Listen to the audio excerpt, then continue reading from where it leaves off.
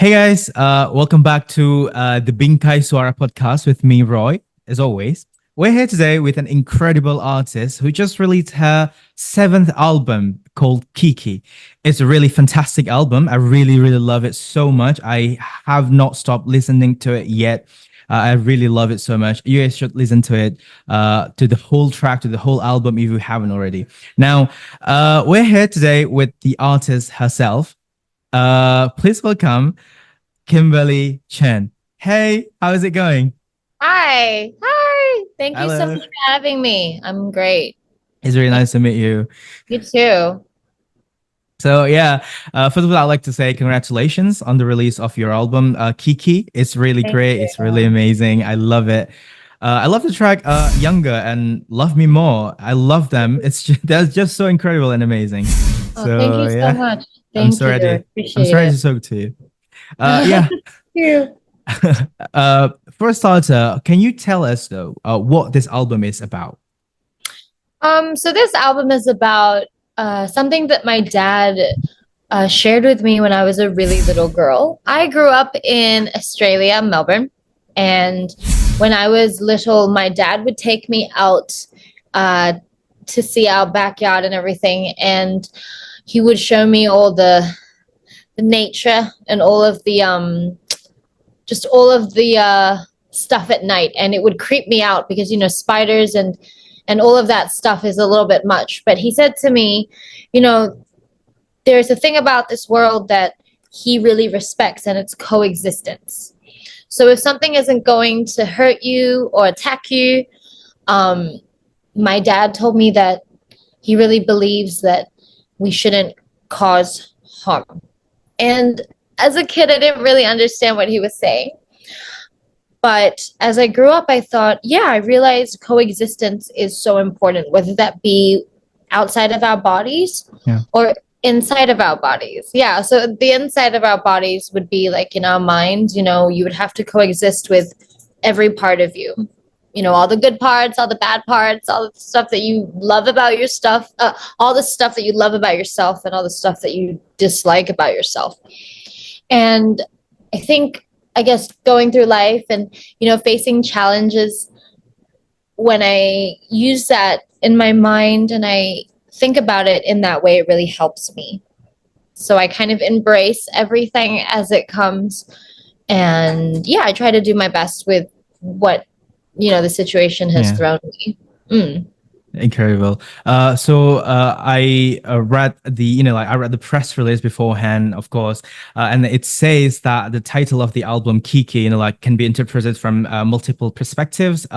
And one of them is, it's from a character from Miyazaki's film. What is it called? Kiki's Delivery Service, if I'm not mistaken. Yes. Yeah. Was it always the choice, for your album, was it always your choice to name the album Kiki, or did you ever consider any other title to for this album? Um, I'm not really good with names, so I always struggled, I think, with picking a name, and for a while it just didn't have a name. The It was just called like random names that weren't serious at all. And I actually picked Kiki at the beginning was because I was looking for symbols that mean equal or not equaled or balanced. Yeah. There's little symbols, and I came across a symbol that is an equal sign, and then there's a slash through it. Ah, And yeah, yeah, and I was like, oh, this is interesting. And doing research online, it takes you to very different places. And I saw that I think the translation for that symbol is kiki, and I was like, oh, that's interesting. And then because my name is Kimberly, and I thought, oh, that's interesting. I've never called myself Kiki before. That's never been a nickname that anyone has ever called me. So I thought, oh, this is really interesting if I was to base my experiences right now. And it's kind of like I'm embracing my inner child because I'm thinking back to the original me, the very fetus like me before I was I guess influenced by society and changed by my experiences and surroundings. So I felt like Kiki is kind of like something I would want to call my inner child. And I feel like that is something that I have been embracing recently too. So that's I've been coexisting with different parts of me.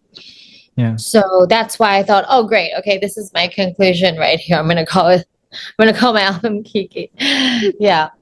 That is a really cool backstory to the name of the album. Yeah, this album specifically, you work with a massive team.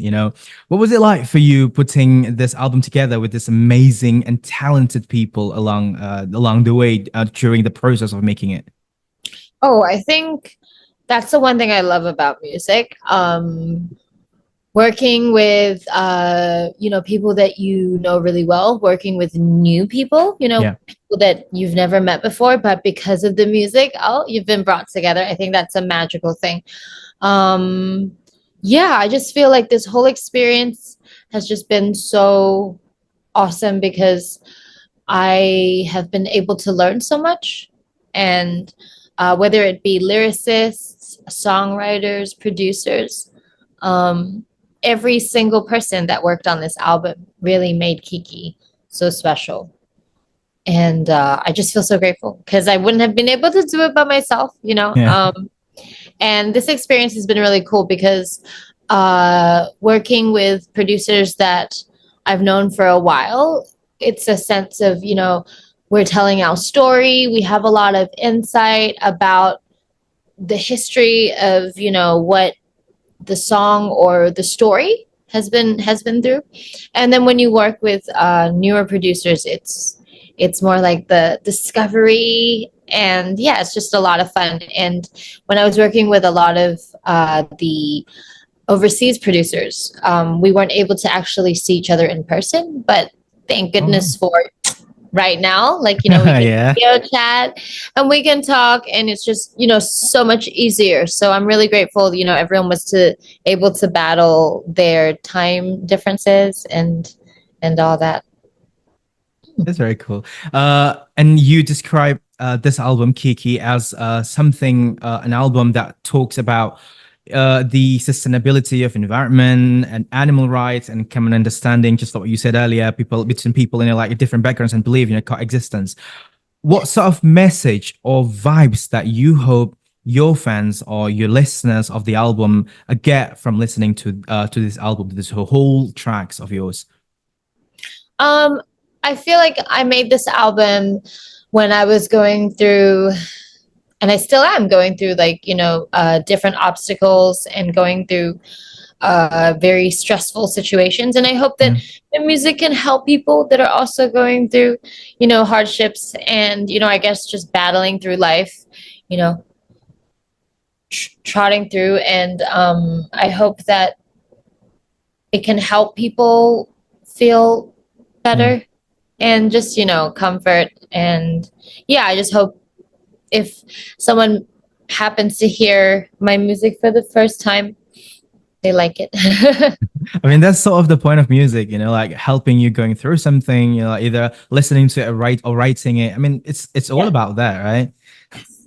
Uh, but yeah, when you create a song, when you write a song, or and you create the music, do you just want to, express your own emotions and feelings, or like, do you decide to? Is there any particular or specific underlying message that you want to convey to your fans when you create a song?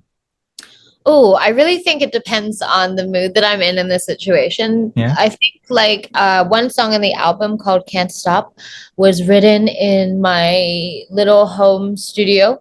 And I Oh. really wanted to convey that message. When you have that feeling in your body and it's just so strong and it's about to explode out and you're trying to like keep it under wraps, Yeah. but it's just about to explode kind of thing. Yeah. And at the time, I just had these very, very bold emotions and I really needed to get it out of my system. So I wrote this song and I was really happy that I felt relieved after writing it and singing it and kind of liking what I had created. And yeah, it was such a great experience. Um, just to be able to feel so much emotion in that one song. Yeah. But then, like I knew you. I mean, I didn't know you. I when I used to listen to your song. I mean, I think you get quite a lot of this. I used to listen to your song Aini. Mm-hmm. I didn't know it was you. I just found out recently when I got this, I got this news that I'm going to interview you. I found out I just recently found out that, oh my god, you were the singer of the song that I used to listen to back then. But then how have you as a, both as singer and professionally and personally, how have you evolved both professionally and personally since you came up with that song Aini until now? Oh, I feel like because Aini was on my first album, and at the time I was 17 years old. So I Yeah. was really, really young and silly and just not really sure what's going on in the world. Yeah. And it's been a journey. I turned 30 this year, so it's been 13 years, a long time. I feel like during this journey, I've learned a lot. I've made a lot of mistakes, and I've learned to get up and keep going, try to keep going. Um, yeah, and along the way, I think music wise, I've been always trying to find my sound. At the beginning, I was put into a very pop princess kind of Yeah. style, and it was great. I think it was a great experience. It was fun because I was really young. It was okay for me to try to be all cute and very Mando pop kind of vibe. And as the years went by, I realized I guess my personality wasn't as suitable for that type of style. So I was able to venture out and kind of experiment and find my sound. And I think because my music taste, I don't really have an exact genre Yeah. of Yeah. music that I listen to. As long as the music is good and I'm in that mood, I will listen to that type of music. So I like to listen to like metal sometimes, and then I like to listen to jazz, and then I like to listen. Yeah, it really depends. And I love old songs. I really love old songs like Otis Redding and Aretha Franklin and Donny Hathaway. Like I really love Yeah. listening to artists that really like can really, really sing. So I guess finding a sound that I really like really depends on um it really depends on what I'm feeling at the time and then how I kind of express it in my music. Yeah.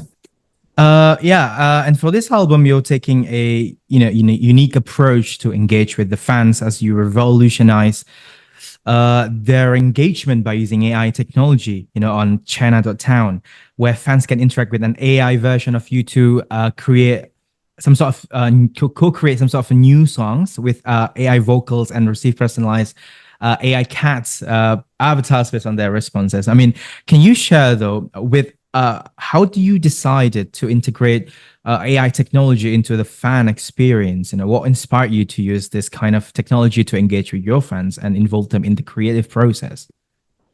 Oh, I think at the time because I chose not to have an actual CD in my Yeah, album because I felt that having an actual CD would be such a waste because there's no CD like inputs on your laptop anymore, not in yeah, any cars.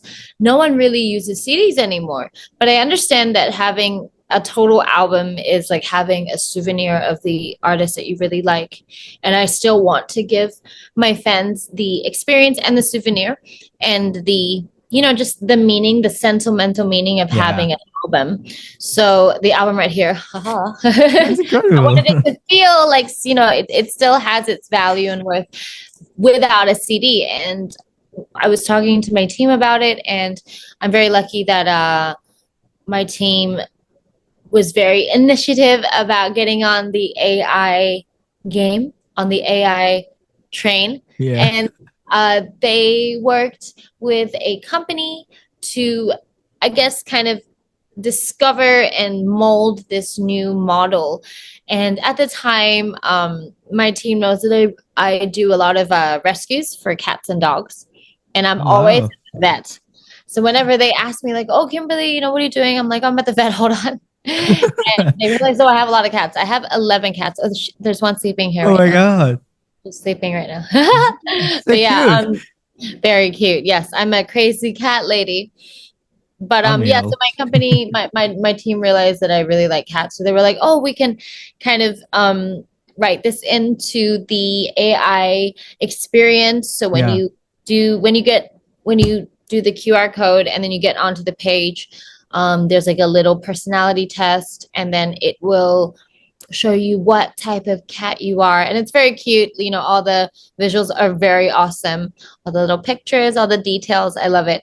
And yeah, and at the end there's another little thing, and you can like get points and then swap out for little we have some merch and stuff, so it's very cool. It's awesome. And then you can go to the homepage of Chyna.town and see our other artists, and it's a lot of fun. Is it available in English? I mean, the last time I checked, it wasn't in English, but I Oh, don't that's know. a good question. Do you know Hmm. anything about it? I mean, the last time I checked, it wasn't Oh, in English, but yeah, that is a good question. I think the AI model can still, I have to check that. That is a good I'll idea. check again later. But yeah, Yes, I would definitely check that because when I was playing with it, I was playing yeah, with the AI model in English. So I was thinking, oh, it should be in English too. yeah, there should be. I don't know. I haven't checked. I'll check them again later. Okay. Yeah, but how do you think the AI technology, as we as we are entering the future now with AI technology, is how do you think that technology is changing the music industry? Particularly in terms of fan engagement and content creation of you as an artist and something like that. How do you think it changes the music industry? Oh, I think a lot of people would be weary and cautious to see if AI could really replace a real live Yeah, human, breathing, you know, heart beating, you know, uh, human. But I don't think it is possible. I hope in the future it is able to be used as a common known well tool to help artists, I guess, do things more efficiently. But I feel like it won't ever actually replace the realness or the yeah. actual person. Yeah. I feel like in my personal experiences working with AI recently, and I guess having just some of my own random ideas, I feel like it would be a really great tool to help artists. Example, for some things like, what's it called, like commentary, for Yeah, some yeah. things, for some yeah, I don't know. It's something that would be really fun to explore. But at the same time, I am also very, very what's the word? I really value when you go to see a concert and Yeah. the person is just there, and you might not be that close to be able to smell their sweat, but you know that, like, you're in the same vicinity, and oh, they're just singing right there, or they're performing right there for you, and it's a lifetime experience. It's an amazing experience. So yeah, I feel like AI is a great tool that could help us a lot. But at the same time, I still love real people. Yeah. Yeah. And speaking of live performance, do you have any unforgettable memories that you ever share that you ever experience with your fans during during your tour or during your live performance and something like that? Do you have that kind of unforgettable memory?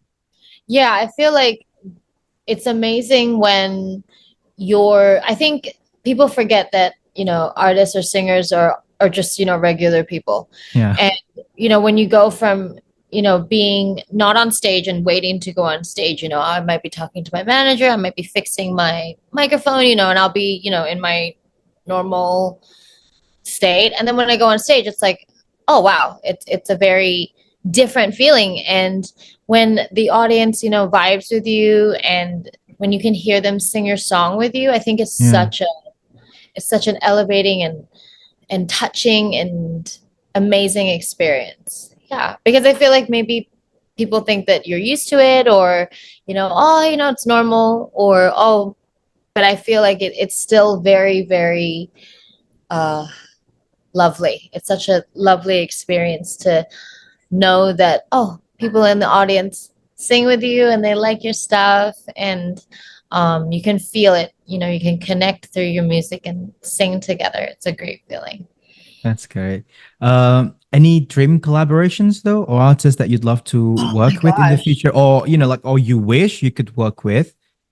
Ooh, I wish. Oh, I wish I could work with Amy Winehouse, but she's not around. Oh I yeah, love Amy Winehouse. She's one of my, oh, yes, she's I really do incredible. love her. Yeah, she's so incredible. She's like one of my top played artists when I'm driving. Yeah, I feel like working with her would be a dream come true, literally. Um, if I had to pick someone that, is there anybody else? Ooh. Yeah, who is it? Who is it going to be?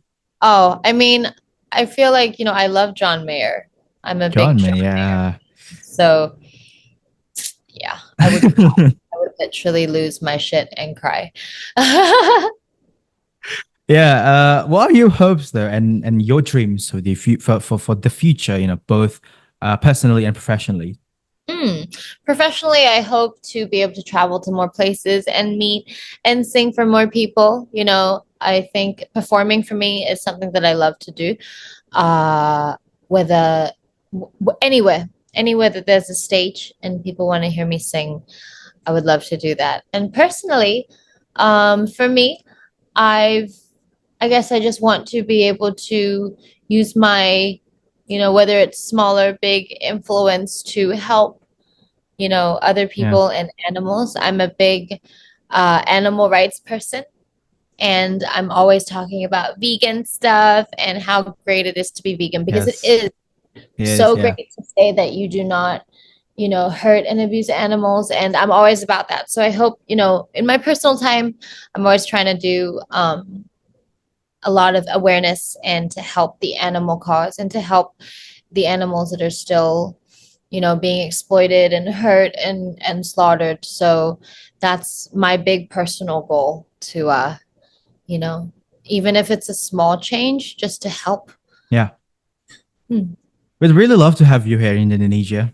Oh my God, I would love to come. I've never been. You've never been here. I have so many friends that are Indonesian, and I always hear, and my dad has been many times. But I've just, after I started working, I'm a little bit of a workaholic, and I don't go on a lot Yeah, of yeah, yeah. vacation. And my friend recently just went to Bali for a retreat or something, and she invited me, and I couldn't go because I had to work, and now I'm regretting it.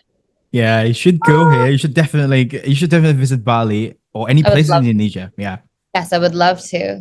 This is the last question. What's your message to your fans out there, or to to those young artists that perhaps are trying to make their way into the music industry? Do you have any message for them?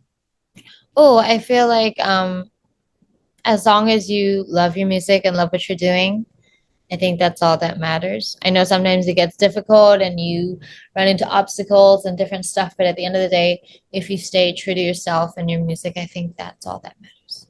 Mm. That's great. Kimberly, can you tell us where we can stream your album?